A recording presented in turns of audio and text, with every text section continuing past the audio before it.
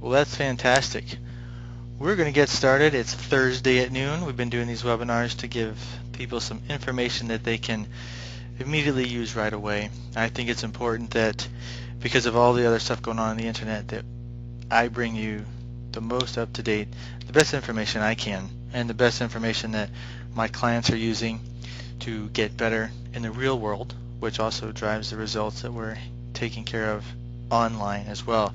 We do different things with Hangouts and Skype. There's different trainings, videos, PDFs, and books and things we've created for folks. So that's important to know. But when it comes to ADD and ADHD, we have found out that a lot of people may think that they actually outgrow it, that it doesn't become an adult issue. So some of the stuff we're going to talk about tonight with the adult ADHD and relationships and things like that will be important to people. Some of it's going to be a little tongue-in-cheek, kind of have some fun with this too. And it's just amazing that we have the technology nowadays to get close to each other, to talk to anybody we want to, even though it's a planetary experience. It kind of feels like we're in a coffee shop. So, I'm glad that as many attendees are showing up today. I know a lot of parents in the Richmond area and other adults have got some changes in schedule because of this snow day that came overnight. It was crazy. So we're going to get started. Let me check this out. I want to explain a couple things to you first. So let me show you this. You probably agree with this. It's easier to build up a child than it is to repair an adult. And about half of the clients we have in the real world, are over, let's say, 25, 30 years old. And they definitely have a lot of stuff going on in the past. They have a lot of things we need to handle, but they're very motivated to make changes because they're beginning to become aware that their ADHD, their impulsivity, their distractibility, their random energy is causing issues. And we're going to talk about some of those issues. I'm also going to give you straightforward tips on how to help with that. First, I want to read you a letter that I read the other day.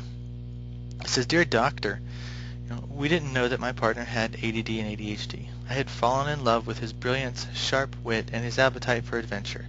His intense focus on me was surprising and flattering. He was warm and attentive. When I got sick on our first date, he tucked me under a blanket on the sofa and made me hot tea. I was touched. Not long after we were married, our relationship began to fall apart. I couldn't understand how someone who had been so attentive could ignore my needs or be so consistently inconsistent helping out around the house.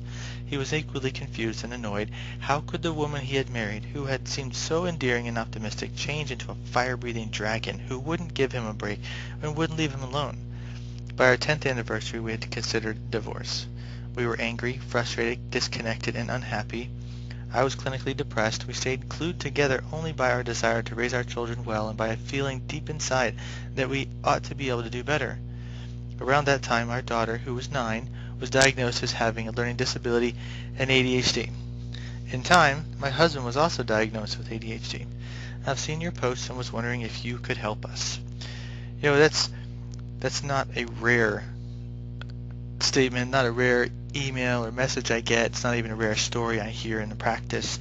When I take care of doing evaluations on the adults, a lot of times their spouse is there and lends a little bit more of an inside view into what's going on or what has gone on. And being married to a squirrel, like it says in the bottom, is just one way of trying to have fun with this and to realize that there are good things. It says in the beginning she fell in love with the brilliance, sharp wit, and that appetite for adventure. So there are great things that go on with someone who has ADHD. Their mind, their brain, they're exciting, they're creative, they're innovative, they're incredibly intuitive. We are very passionate people, and that can be positive, and it could be both negative too. Now, we say we want to know what's the problem. One of the most important things we need to address. And I want to ask you, has ADHD been labeled a disorder, a syndrome, or a problem creator in society? Of course it has. We ask these questions also in live events, and people are nodding their heads. Can people with ADHD leave a wake of destruction and very exasperated people around them? Of course, right? So it's important. We know that we are not alone. We know that we're not just dealing with this by ourselves, and we know that it's not, quote, just in our heads. But also, how many people have been labeled as problems, nuisance, disturbed, or special needs? That's really, it's a mislabel. So we got to work on that. How many people have been abused and mistreated because they have the traits of ADHD? So they're misunderstood. That goes for, coaches, employers, military, corporate, you name it. It's amazing how what we deal with. And when you really open your eyes to get the perspective on what's going on here, we can really make some headway, because the most important thing is to find out, where you are now, and to be honest with that. So why hasn't it been solved? Because medication can help or worsen the problem. No one knows which medication will work for each person, so it's really a game of brain chemical Russian roulette. We're trying to find. No MD knows which drug is going to work for which person. But the internet's filled. Anecdotal, living room stories, all these guesses. There's things on Pinterest. There's things on groups. I see them time and time again, and I really want to help them to understand that you must have credentials. You must be studying this stuff. You must know the research and helping people to get better, and definitely helping yourself to get better. It's important. So let's move on. So check this out. Why is ADD and ADHD so problematic? These bullet points came directly out of research, reported. So this is exactly what's in the journals. It's common to be misdiagnosed with a plethora of additional disorders: anxiety, depression, bipolar, Tourette's, OCD, ODD, alcoholism, substance abuse, antisocial behavior, and learning disorders. There's an increased likelihood of broken bones, lacerations, burns, poisoning, speeding tickets, car accidents, and jail time. How many of you are already nodding your head, right? How many of you can actually attest to that? So that right now, that's one of those times we do a participation. I want you to raise your hand if some of these bullet points you have in your past. Increased likelihood of repeating a grade in school, dropping out entirely, unemployment, divorce, familial estrangement, suicide. Now the most important one at the bottom, that's a really big kicker that only reported in the research, is that 50% of ADD and ADHD suffer, become alcoholics and addicts. That's a big deal. It's not a personal attack. It's not just an opinion. It's true. It's there. There's reasons why the self-medicating aspect of this becomes such a big deal. And we carry around fear, shame, and guilt because we screwed up. We made mistakes. It said that. Look at that whole list. And we know that there are euphoric effects with some ADD medications. We know that nobody really wants to feel that despair and remorse of being bad or dumb or stupid or ridiculed. So self-medication becomes a part of it. We want to help people out of that. We want to build their self-esteem, make them feel better about themselves. So here are a couple of truths you need to know. These are just, again, concrete evidence. The brain is anatomically different. It's a genetic diagnosis. We know that lately that's been bigger than all other 5 of these. Number 3, the digestive system is different. That's very important. Not a lot of people know that. I'm going to hit on that in one more slide. It's about the enzymes. It's about the correct kind of nutrition for your body and the way your brain enjoys the glucose. Number 4, inconsistent firing of your neurologic system.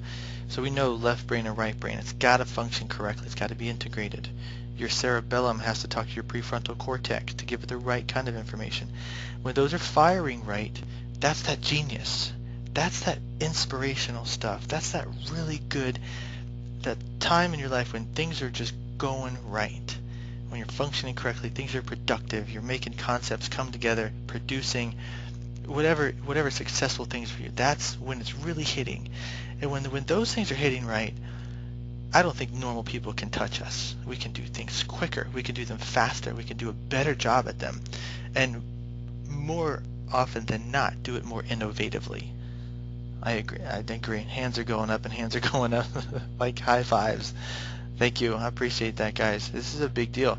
Now, the 5th one is that our brain uses glucose different. It does. You can, we love the sugars, we love the carbohydrates, we love that adrenaline rush too. So we've got to be careful and be very diligent about the nutrition. It's more important than most people, even understand. So let's hit on that a little bit.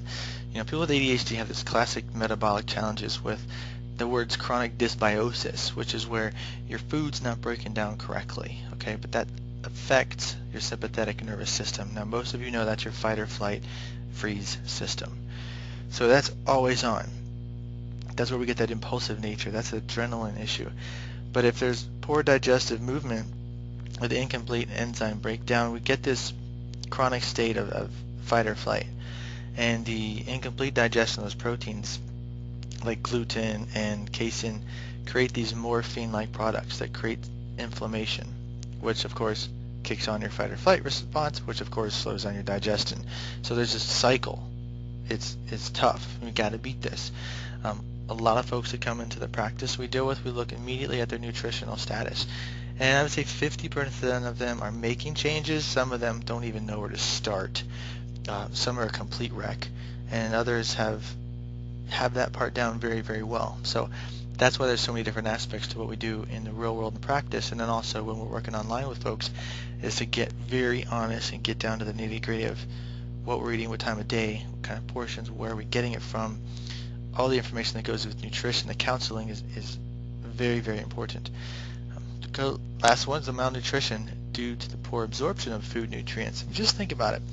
If you're not getting adjusted or something like that and your body's not working properly, and even if you're eating super duper organic yummy foods and you can't even digest all of it, your body can't absorb it.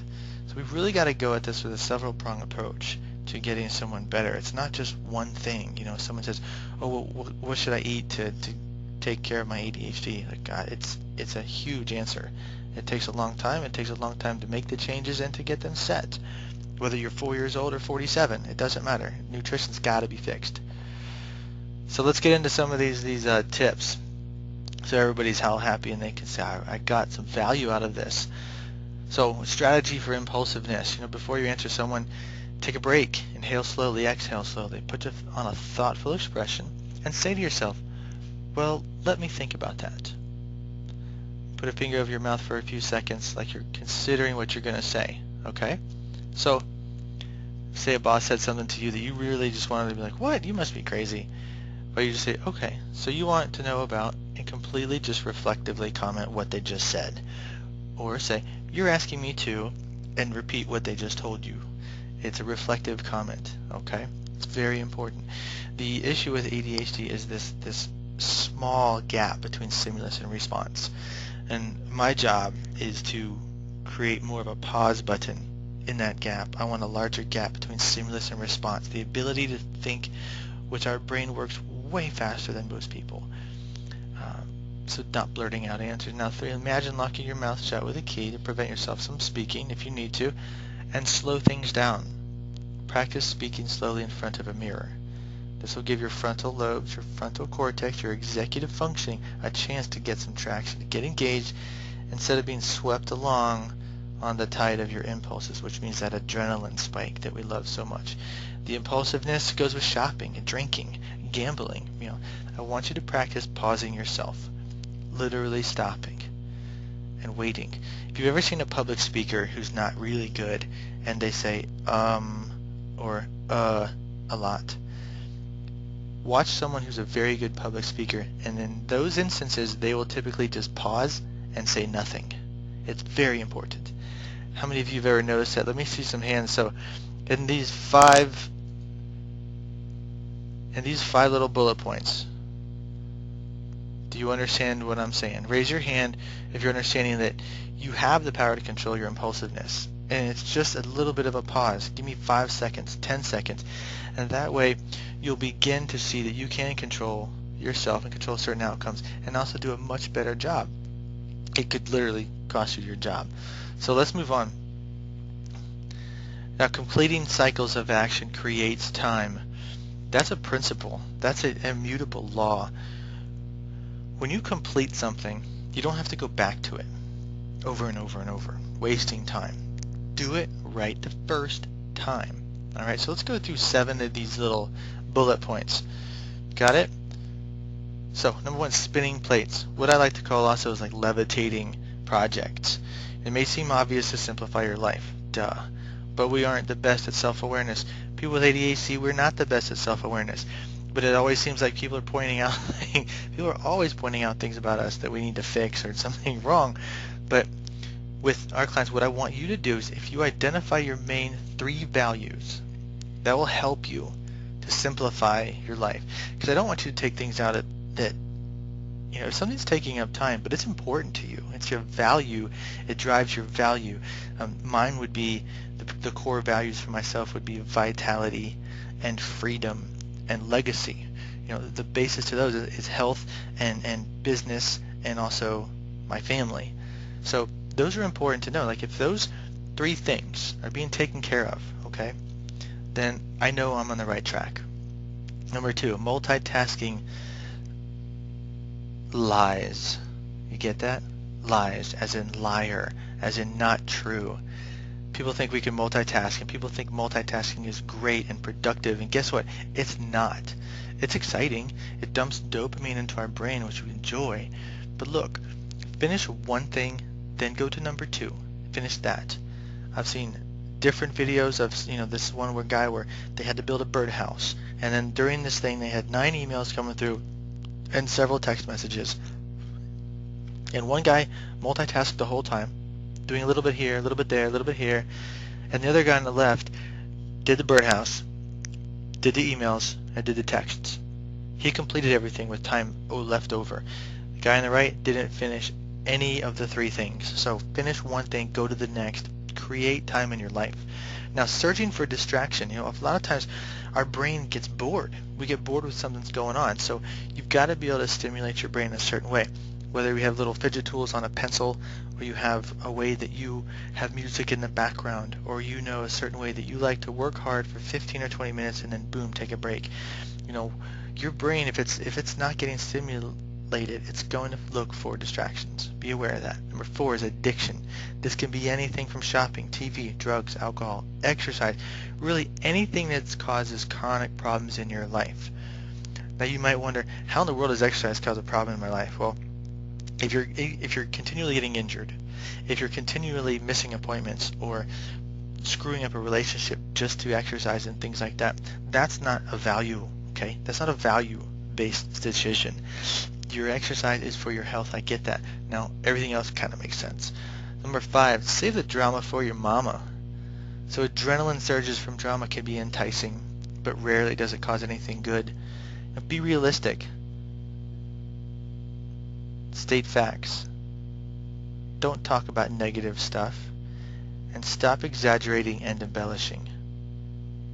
When I wrote this bullet point, I could see almost all the wives in the background laughing and smacking the other guy in the back of the head, because it's just and then the other way around, what the husband could say to the wife, where they embellish and they get dramatic and things like that. So relationships are huge when you have ADD and ADHD. And near the end of this, I'm going to give you like 5 special tips for keeping a positive relationship. Number 6 is your hyper-focus trap. This is a gift. Our hyper-focus is a gift. How many of you, I want you to, on the right side, raise your hand if you know about what hyper-focus is. Raise your hand. Yeah, exactly right. Good. Yes, we know what hyper-focus is. That's the gift, but it can be a curse, right? So listen, use some timers. That's good. Also ask someone for help to pull you from that rabbit hole at a certain time. We know we go down these holes and we click. You might have 15 tabs open or 20 tabs open on the computer, and you're completely lost as to what in the world you started doing. But one thing I found is to keep a list of a notepad next to me. It's like a trail of crumbs, breadcrumbs. So I know like what I'm doing and where I'm going. I'll take a little line. I write where I'm going, and how it relates to the beginning thing that I'm doing. That follows my values all the way up to number 1. So as you kind of go down this rabbit hole, you may need to go in search of something to find an answer, but you've always got to come back to that beginning and get it done. So number 7 is schedule priorities. Anybody who knows 7 Habits of Highly Effective People knows who Stephen Covey is. And this schedule priorities is one of his dead horses that he beats and beats and beats. You've got to schedule priorities, which means the most important value-based things in your life first. But if you don't fill your schedule with your priorities, I promise you, somebody else is definitely going to fill your schedule. So get it done correctly first. Schedule your priorities. All right. Let's see here. If there's any questions at the moment, we've been cruising through this thing. If you want to, on the right side, you can ask questions to me, and I can get those answered if you want to. I'll count about 5 or 6 seconds. 4, 3, 2. Okay, I got a question here. It says, how do I, what does that say? Okay, how do I get my spouse to admit that he's doing these things? Gently, nicely. You really want to just provide factual examples in a loving way that you're going to be helpful. We, with ADHD, hate being interrogated.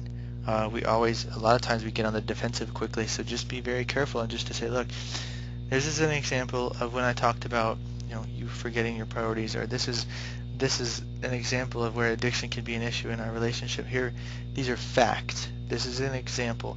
And so you have real life examples. Then in that conversation, you can ask the person you're talking to also provide you with an example of what they see also. And also the dialogue can begin for both of you to say examples of when they did the right thing, so that we can say, okay, look, we've done the right thing here. Let's continue doing that instead of this other thing that drives me crazy.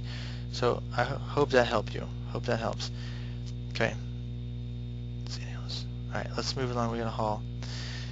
Next.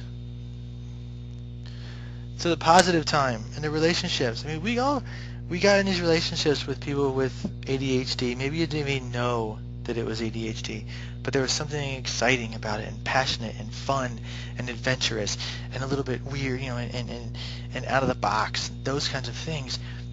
Persistence, determination, drivenness. These are qualities that we have to have an ADD brain. So first bullet says, remember to keep doing the fun things you did together when you first fell in love. Keep creating things together. My grandparents, when they finally died, I think they were married 60 plus years. They were constantly doing stuff together and enjoying new experiences and all those other things. And I see, that in my life, if relationships went sour, that I had stopped doing those things. So the relationships I have now, whether it's a love relationship or with other guys and other friends and stuff like that, creating new experiences, doing new things together, it bonds people. It's very important you're doing that. So number 2, make a rule. Only one crazy person in the house at one time. If your partner's freaking out, you must stay cool and collected. Typically, this works pretty well in a good relationship, a healthy relationship. One person's having a really rough day, the other one can help them, and then it's almost the roles could be reversed in the next hour. But it's very important to know that you can be there for somebody. Both of us can be there for the other person in certain special ways, and that's why we're together. We want to stay together. That's the 3. Go on a date every week. The physical affection daily. People with ADHD love physical affection. They love praise. They love recognition. All of those things. It's so obvious to me when clients come in, new clients, and what's lacking in their life. As soon as I put my hand on their shoulder and I rub their back or something, just talk to them and things like that, and they just melt. Literally melt right in front of you, and they crave that. And of course, by the time they come into our office, things have gotten pretty bad, and so maybe they haven't had that affection in a long time, because let's face it, we don't really want to give affection to someone we're kind of angry at. Of course not. But one of those things, it doesn't take a lot. You hold someone's hand, you put your hand on their shoulder, you rub your fingers through their hair, something, your hand on their lap, and it's a reassuring feeling. But I feel like people with ADHD, for us, that physical affection is like Christmas. We just love it. And maybe that's why we love having cats and dogs. We like to rub the cats, and that physical affection's there. So chalk that up as a really important thing. Now, treat each other with respect. Learn to love each other's quirks. There's a thing we talk about in the parenting one about being peculiar. The peculiar behavior. What are we going to discipline? If the behavior is peculiar, it means weird, but it's not hurting anybody and it's not causing too much of a disturbance, then let it go. That's part of that person's personality. That's part of the fun part of who they are. It's not hurting anybody, causing a problem. So learn to love each other's quirks. And don't worry about who is right. This could take all the way to the grave. Right versus happy. Do you want to be right, or is it more important to be happy? The goal is to move forward, not to stay stuck in an argument. It's more important to have a mutually satisfying relationship than it is to be right all the time. I can be wrong. I can admit when I'm wrong. I absolutely do, and I will. And there are times when you have to compromise. A lot of people with ADHD, you're all or nothing. I know it. I can see you shaking your heads. That it's important that we work on backing all the way back up to that impulsiveness, that full throttle thing, and just kind of take it out and just neutral for a second and just look at things from someone else's perspective, which we're very good at doing. We can see things from many different perspectives. So also realize if is it more important to be happy in this relationship versus I always have to be right. You may want to work on that. That may be deeper for some people than others, but it's very important. So it's when we're working with the ADHD piece, it's important. Like, what happens when two sides of the brain aren't integrated? I think there's seven here.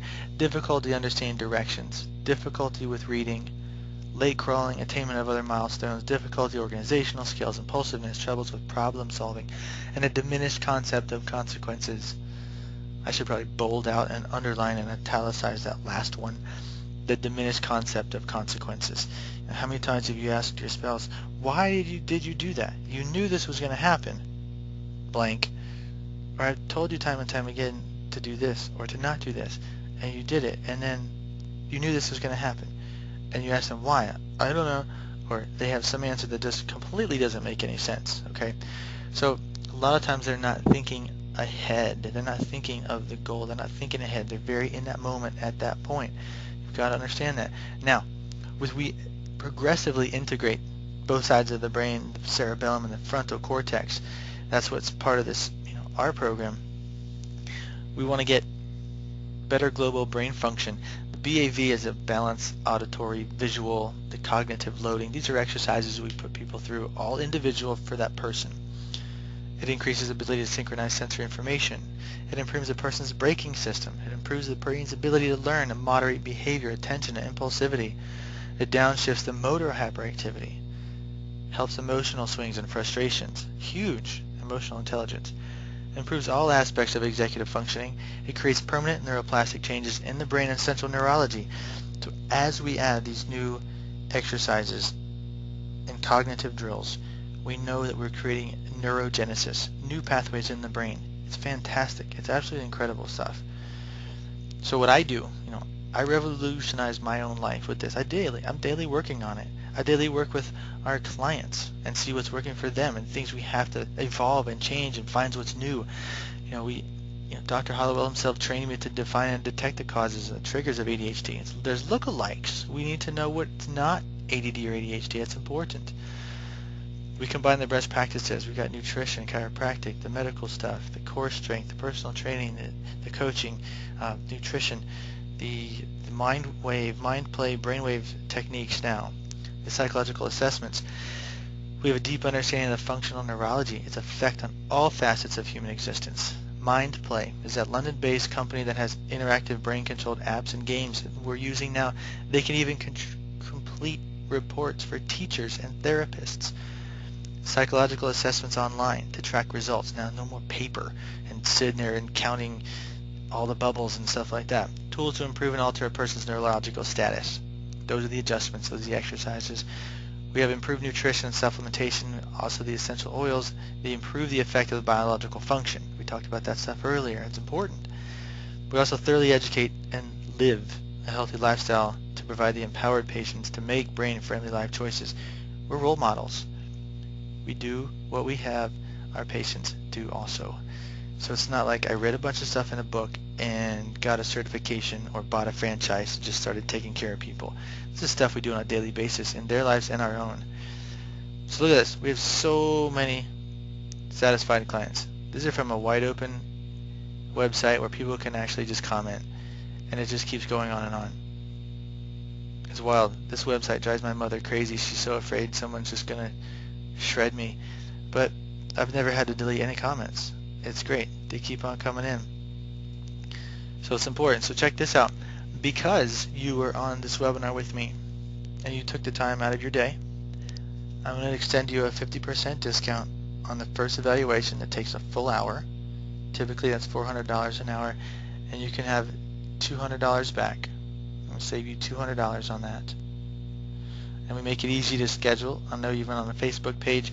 They've got this cool book now button right here. You can actually click it and it goes right to the scheduling site. It's amazing. It makes things so simple. So for anybody who wants to book an appointment and things like that, then it's only $200. It's half off. And you don't have to make any decisions at that point. What we'll do is we'll evaluate you. We'll look at all the stuff in the history. We'll look at what you've done with other doctors, the medications, what's going on in relationships, jobs, what your goals are. We want to find out. We'll do the evaluation, the neurological, orthopedic, a brainwave evaluation to see exactly what's going on, if the weakness is on the left or the right, or what's going on with the cerebellum to the prefrontal cortex. You know, we go through so many things in an hour. I literally did an evaluation yesterday with both parents. One of them was a school teacher, and I'm telling you what, he was amazed at what we did and how well we connected with his child. And both of them have their own ADHD. We talked about the genetics, so it's important that people are there to watch this and really understand how thorough this evaluation is. You know, most doctors will probably would be billing your insurance over $1,000 for this, so you get to do it for just $200. Now, I want to know if there's any questions at this point, so we can answer some of these things through here. I'll give you some time to put questions in if you want to.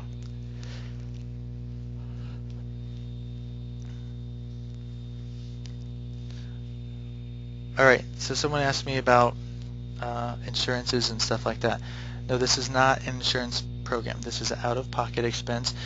Insurances for chiropractic particularly would be your musculoskeletal complaints, and then insurance stops paying as soon as you're quote-unquote better, based on their standards and how many visits they think you should have when they have no idea even who you are. So the health insurances have been getting worse and worse with their reimbursements anyway, but particularly we do so many things in this program that trying to find out what all the codes mean and stuff like that would be a nightmare. So it's affordable, it's out of pocket, and we make it very easy for people to find out what payment plans work for them and things like that. The question.